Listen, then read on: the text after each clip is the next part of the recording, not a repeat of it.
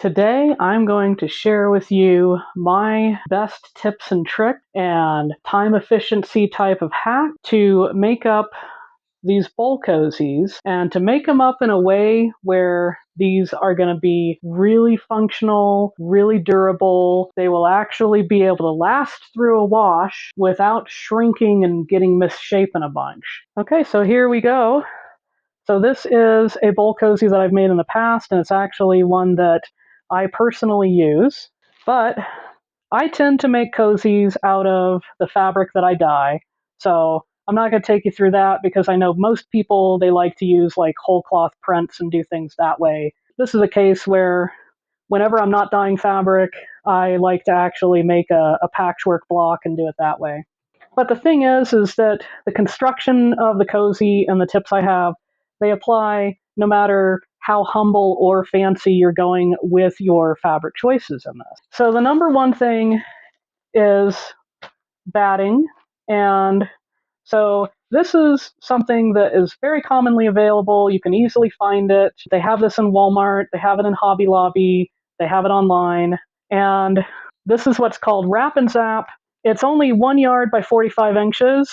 And so I tend to not like using this unless I'm really in a pinch and I desperately need some batting for what I need to do, because the dimensions here are just not very friendly for what I'm trying to do. I end up with a lot of waste. So another thing about the batting is that it has to be no scrim, or at the very least, it has to be like every single thing has to be like 100% cotton. I suppose if linen existed this way, you could use that, but generally speaking, you use cotton. And the reason for that is that polyester will melt. And these are intended to be something that you could put into a microwave. So, what you want to look for is, instead of going with Wrap and Zap, you want to look for a 100% natural cotton batting with no scrim. And so I have such a thing right here. Another thing that I do, and I definitely do it with this, is I will do a pre-shrink.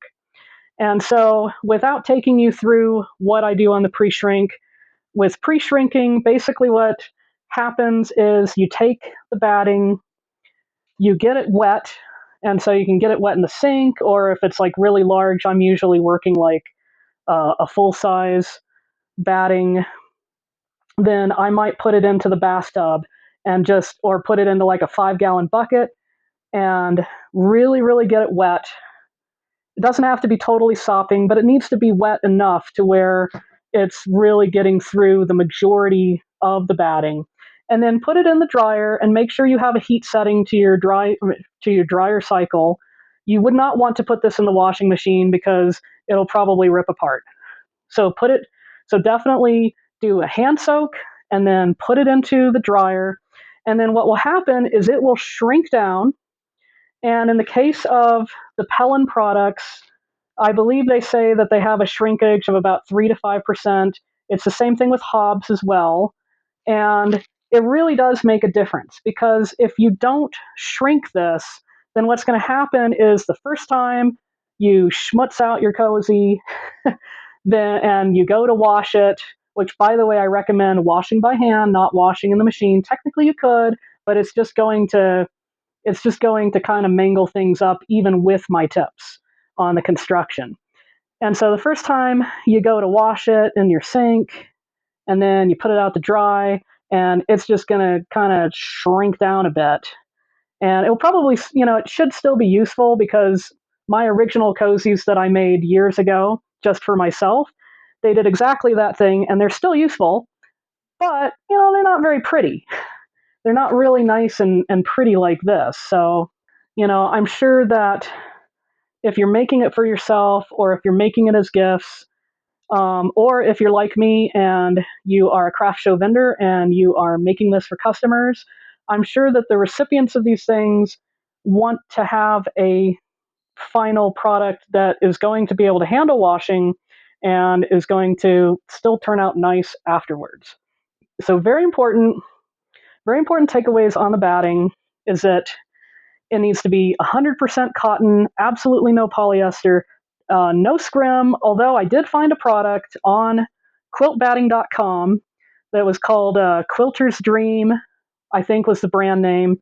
And they have a product that is 100% cotton, and it does have a 100% cotton scrim. So I thought that was kind of interesting, and I may test that out someday. But I've had enough of this stuff that I've been able to work off of it for a while on these projects. So now that we've talked about batting, let's move on to the actual piece here. So here's an example of a couple of nice spirals that I made. And my next tip on making bowl cozies, a lot of bowl cozy directions out there have you start with 10-inch squares. Don't do that. It is a lot easier to go bigger. And so what I like to do is I will actually try to go for about 11 inches. And so what I'm going to do here is I'm going to kind of roughly go about 11 inches, and I'm going to try to, it's a little hard with a tie-dye spiral to center it, but I'm going to try to kind of center it to where it's around 5.5 inches. So it looks like maybe center's about there. Okay. And then I'm just going to set this up to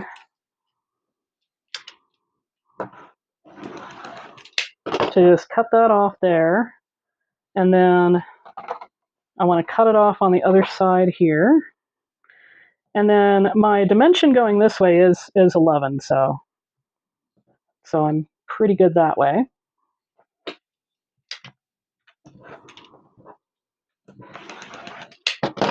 Okay. So I have an 11-inch piece, and ultimately I'm going to trim this down to 10.5 before I do further steps. But for this step right now, what I'm going to do is I'm going to have this at 11, and I'm going to go ahead and I'm going to fold this like that. And then what I want to do is I want to mark this. It's going to be 1 inch this way, 2 inches down that way. And so I want to mark that. Okay. And then I'm going to flip it. So I'm going to flip that, and then I'm going to mark this side of it.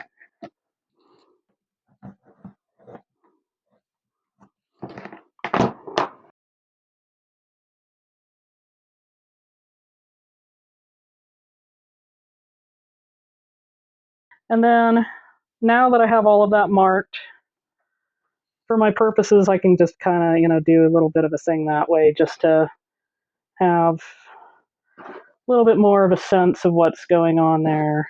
But what I have found is actually pretty helpful and useful is this batting is cut to 10.5 inches. You can have it be at 11 inches, that's fine, but I have it at 10.5 because that works as well. So you can see where the darts are, and so you just want to put these safety pins, and so these are quilters basting pins, but if safety pins are what you have, or even just stick pins, although you'll probably stab yourself if that's the case.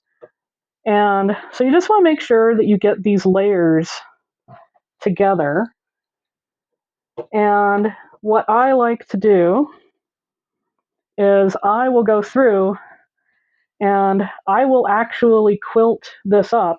And so the reason why I have it 11, but I'll trim it back to 10.5, is because there can be some shrinkage that happens from quilting it up. So I go pretty fancy. I do like these free motion designs, but you can do something just as simple as just simply doing like straight lines and just whatever straight lines.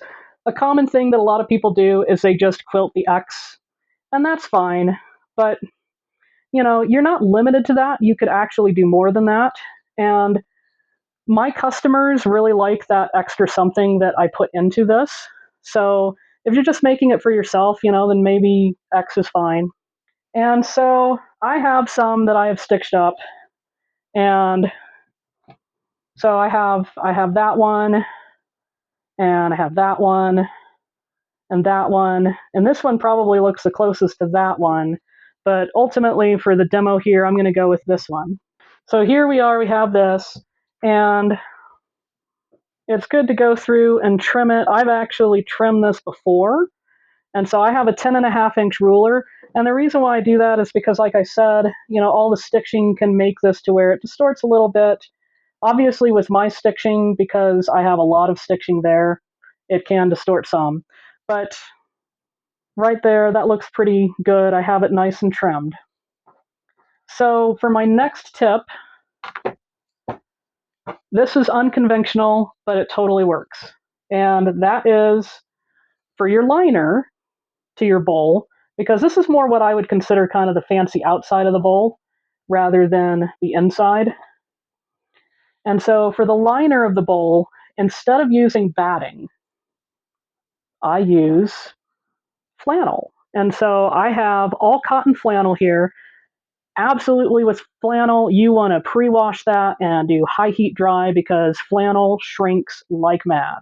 So you totally want to do that. And in this case, I have my flannel. Let's see, I do have it trimmed to 10.5, so that's good. And so I have that trimmed to 10.5. And for this, I'm actually not going to go through and do all that stitching because it's flannel, and so I can pair it with my liner fabric that is cut to the same size, and that works. And so in this case, I'm going to go through and I am going to trim these, because what you can do is you could mark it and you could stitch it and then you can trim it, and that totally works. You basically have two options. You can either just trim it along there ahead of time, and then you're going to have that seam to be able to line up and you're going to be able to make that dart, or you're going to mark it, you're going to stitch it, and then you'll trim it after. So it really just depends on which way you want to go about this. But either way, these darts are meant to be the edge, not the stitch line. So for this, we have a trim that I can make right there. Okay. And now I could potentially go through. I know that some people, they do this supposed time-saving thing. What happens when you do it that way is you do have a certain amount of bulk, and that bulk is going to kind of throw things off. And so it might be faster to do that, sure, but I'm also about it actually being effective. So I'm not just about trying to go for speed here. I'm also about trying to be effective. And then I like to keep these corners the way they are. Later, I will get into that, but it actually works better for turning. So,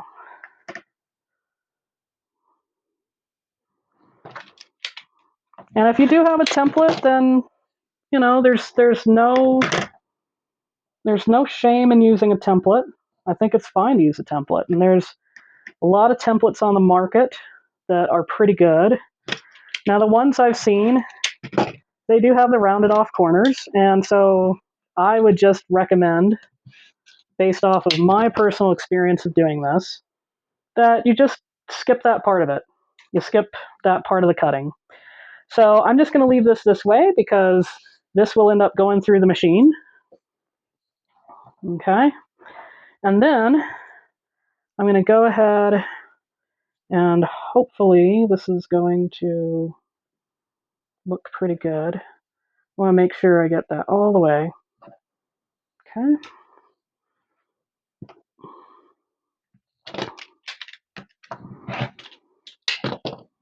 So I can compare it to the cutaways I did here. And yeah, it looks a little bit smaller, but I think I'm okay with that. Okay.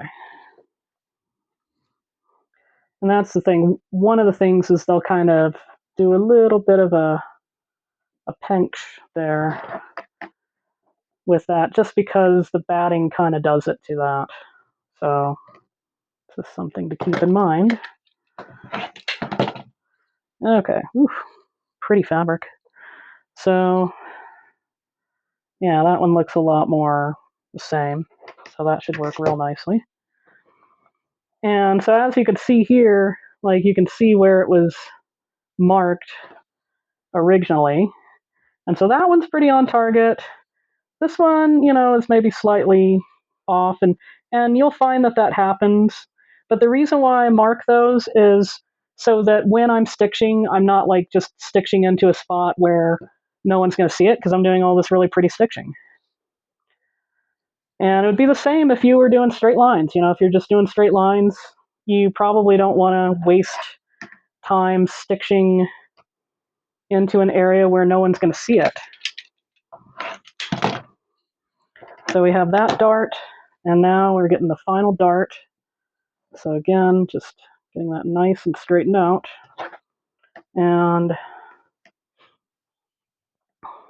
and it's good to kind of like look on your cutting mat, because see, I'm doing 1 over 2 down. And so if you kind of look here, it's 1 over 2 down. If you look up here, it's 2 up, 1 over. And so that's a pretty good way, because these layers are really thick, it's a pretty good way of being able to make sure that you're actually cutting that dart at the right angle. So we'll leave this like this, and we'll go ahead and get sewing these darts. Okay, so no discussion of this would be complete without talking about the thread. So 100% thread. I ended up having to change thread out on my machine to do this because I tend to use polyester thread because it's stronger. But as the case is with this, because it potentially would go into a microwave, the polyester thread could melt. This is something that used to be readily available. I'm not so sure now.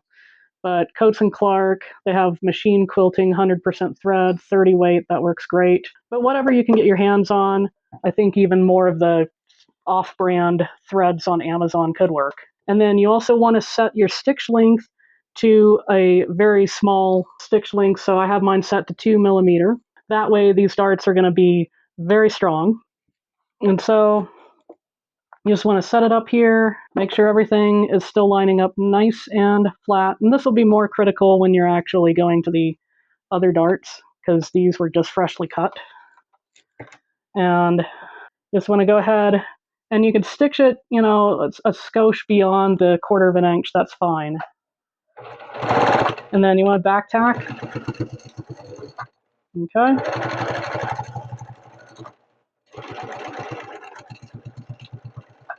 Okay.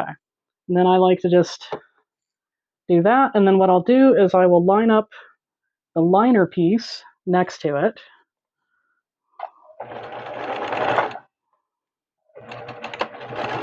Again with the back tacking. Okay.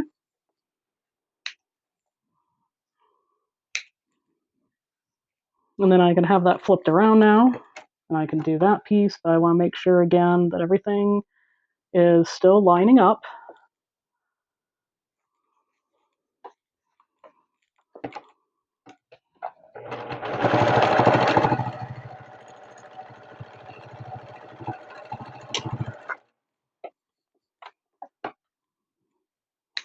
Making sure it's still lined up.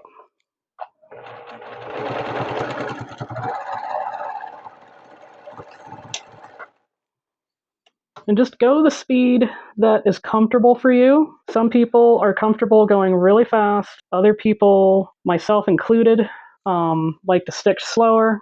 Just do whatever makes sense for you.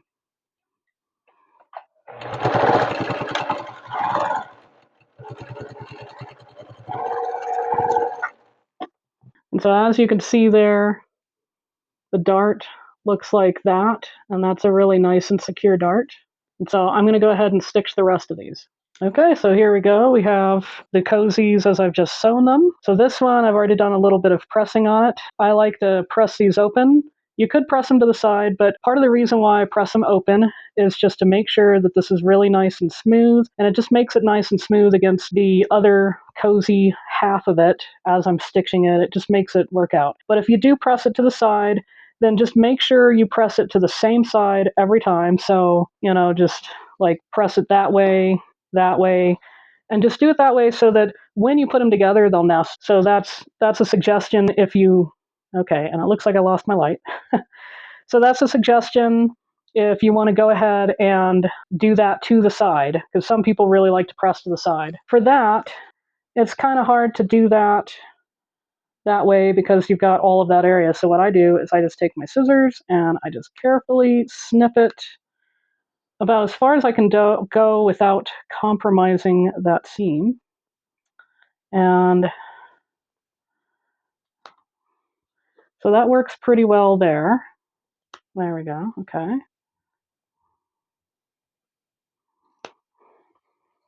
And then another thing that I do, and this isn't necessarily a time-saving hack, but it is a hack nonetheless, is that I like to trim the batting out of these seam areas. So I don't have to with the flannel, but with the batting, it's just a good idea because, again, it's just going to lay a lot flatter when I do that. And just try to be careful not to cut the actual material there. I almost cut it. And so I just go through. It is an extra step. It's an extra step that's going to take a little bit of time, but it is going to make a better finished product. And so if you're interested in having your cozies be, really nice and professional, then this is a good step. And see, whoops, did that. So hopefully that's not going to compromise that seam.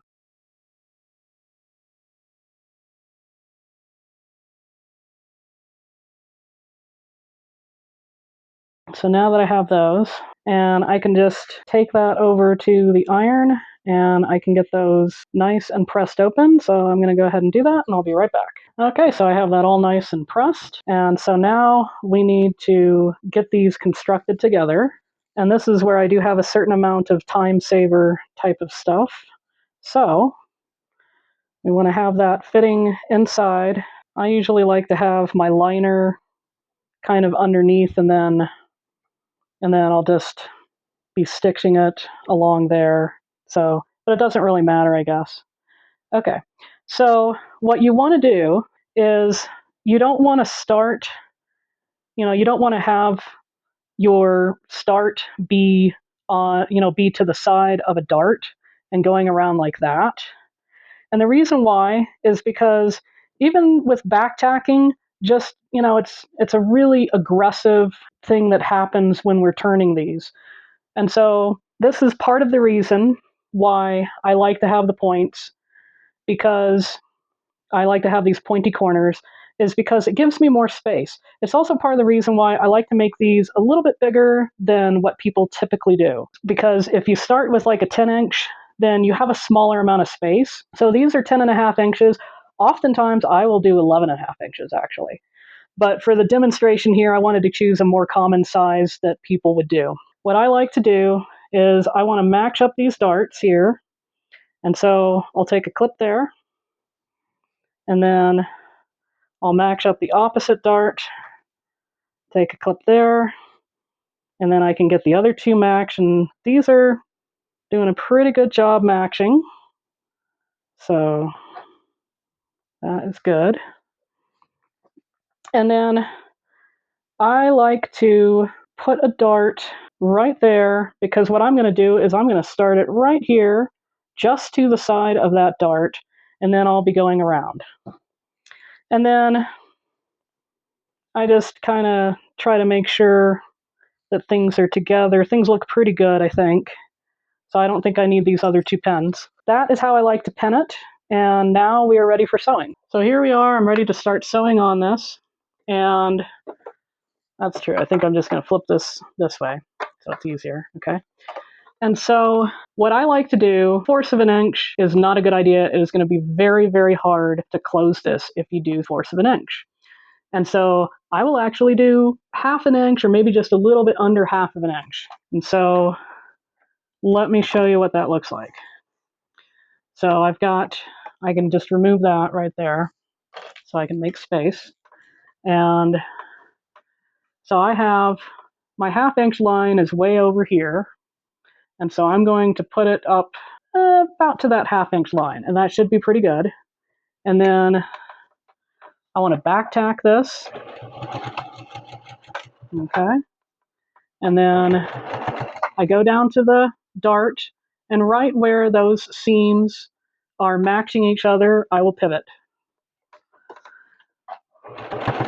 And then I just like to back tack kind of in the dart area, if I remember. I don't always remember.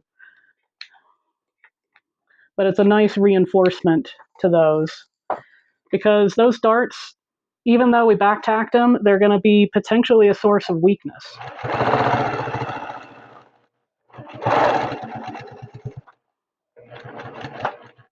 So for that first side, that's the side where it's really, really a good idea to have that 1/2 inch or just under a 1/2 inch. This right here is more like 3/4 of an inch, which is okay. And so that will make it to where there's kind of a slight difference. I mean, it'll be probably not noticeable to the vast majority of people out there. So, but it makes a difference with being able to kind of retain that size, but also making it so that you can close it up at the end. And then you just want to make sure you're keeping those corners matching up pretty well. And so we're going to back tack. There we go.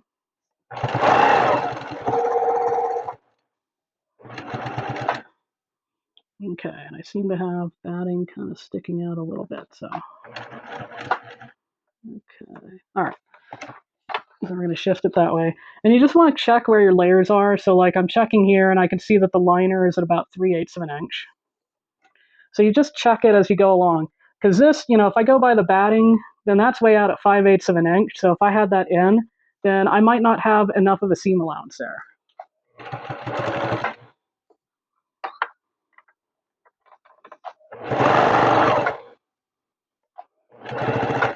And I do prefer to use the binder clips over pens when it comes to these. I find that it's a little bit faster. I also am not stabbing myself, which is really nice. So there we go. And once again, the batting is kind of floating a little bit extra off of that corner, so I have to kind of watch that. And just make sure that, let's see, yeah, I think we're pretty good there. Okay. And that'll happen. So I have that to where that's a little bit, so I could probably go one more. Okay. And then, yeah, that looks really good. That looks like about 3/4 of it, or 3/8 of an inch there. So there we go. My foot was getting caught in the batting there. All right. So I just kind of look at it and I just make sure, and just that little bit of making sure, you know, it might seem to you like, oh wow, that's just a waste of time. No, it's not. It's not a waste of time. You're just making sure it's done right. So it's never a waste of time to make sure that things are done right, because if they're not done right and you have to seam rip things, or you can't even sell it or gift it because it didn't turn out right, I mean, did you really save any time? Oop, okay, all right. And then let me see where we are. Okay, that is pretty good. Okay, so that's going to match up pretty well. So I'm just going to go maybe about 1/2 an inch. Okay. All right, there we are. Okay.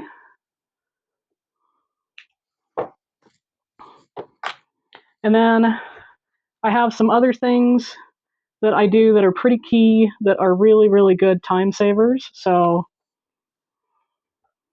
one of them, and actually in this case, I'm not going to bother trimming this off, because this batting, this extra batting bits here, it's actually going to provide kind of a nice extra little lip edge of thermal protection. But what I do like to do, and you can do this at the iron, usually I do it at the iron because I have like 5 or 6 of these things I'm doing, but you can do it with a fingernail as well. And so you just want to take your fingernail and you just want to drag that up like that. And then what will happen is this open area, if you do it that way, then you have a natural spot that you can see where it will be folded, and that will be your edge that you're stitching, that you're doing the edge stitching against.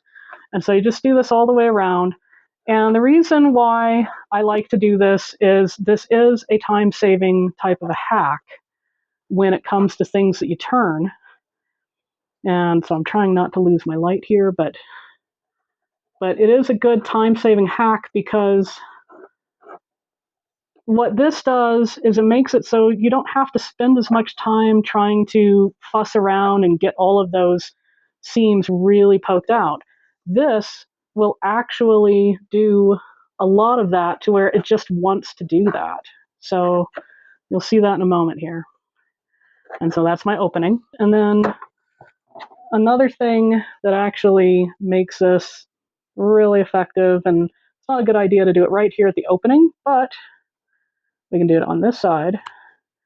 And that is to snip, not to cut over the seam, but what we want to do is we want to snip close to that dart, and this will just make it to where it turns nice and flat. And that's another thing that no one ever told me. And I kind of figured that one out over time, because it's kind of a garment. This is kind of like a thing that you do when you have garments, because garments are dealing with darts all the time and curves. And these darts are basically creating a curve that is going in. And so it's especially the case whenever you have a curve that's going in that you want to do a snip just to release that and make it so it can flatten out. So as you can see, it can actually flatten out pretty nicely there.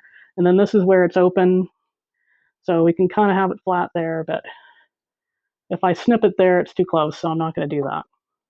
So I'm going to go ahead and get this turning. And so I just take the first corner, fold that in, and then I just do that. And I can get those points happening bit by bit. Okay. And I can, let's see, it's a little awkward to do that closest corner there. So I'm going to find a different corner I can use here. So let's do this corner. So I have my thumb there, and I just fold it over, and then I can just push right against that. And that actually will do most of the work with creating that point. So there we go. And then we just kind of get it going through there.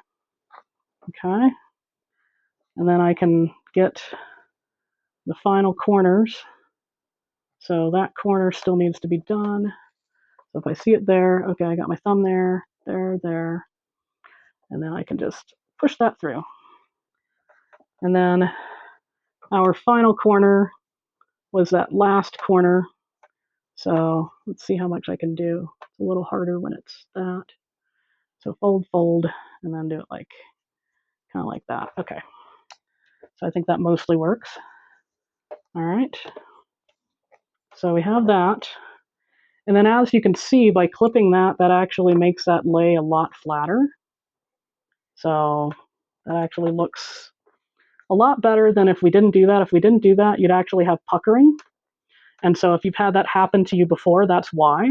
So you want to do a little bit of a snip, a little bit of a snip. And then also, as you can see, that work that we did with finger pressing, it's making all of that stuff come out. If we didn't do that, then this would be, it'd be kind of looking like that.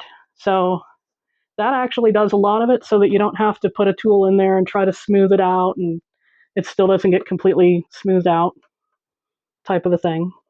I'm sure you can relate. And so the final thing I like to do, I'm going to snip that little string off there, is I will just snip some of this excess of the batting. I could have done this when it was still,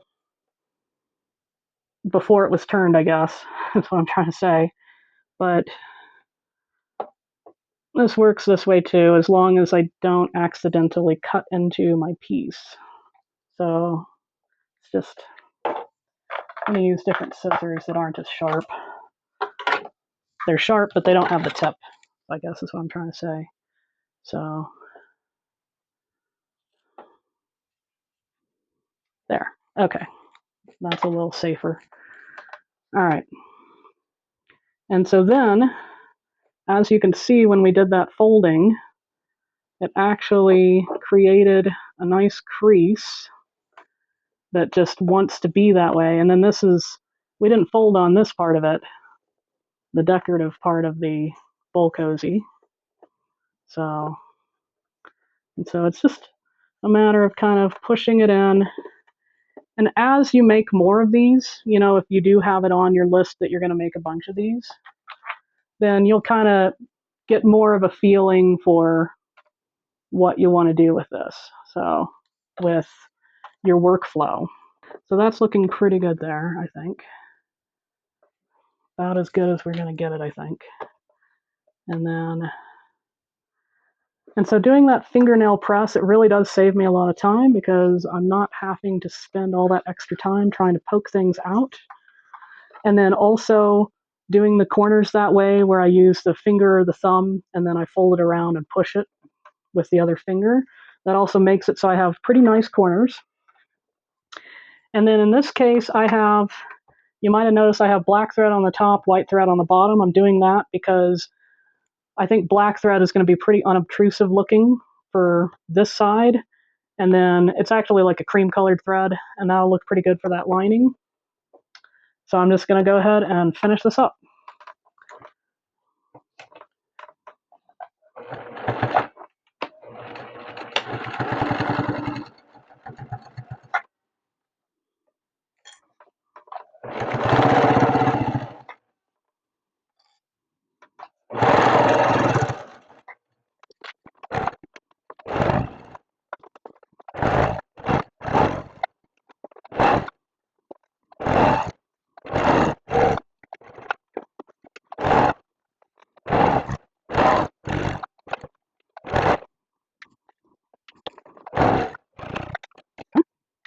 Okay, and then the final thing I like to do is I like to stitch in the bottom here.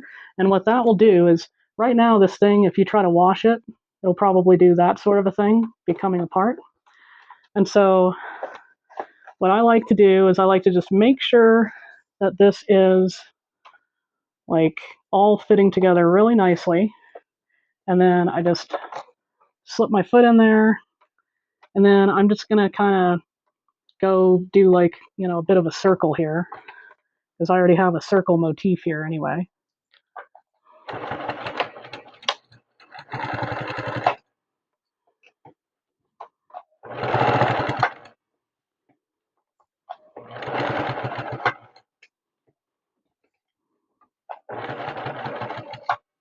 Okay, then I need to snip that so I don't end up catching the threads. Okay, there we go. So I'm trying to have this be visible, but be able to stitch it at the same time.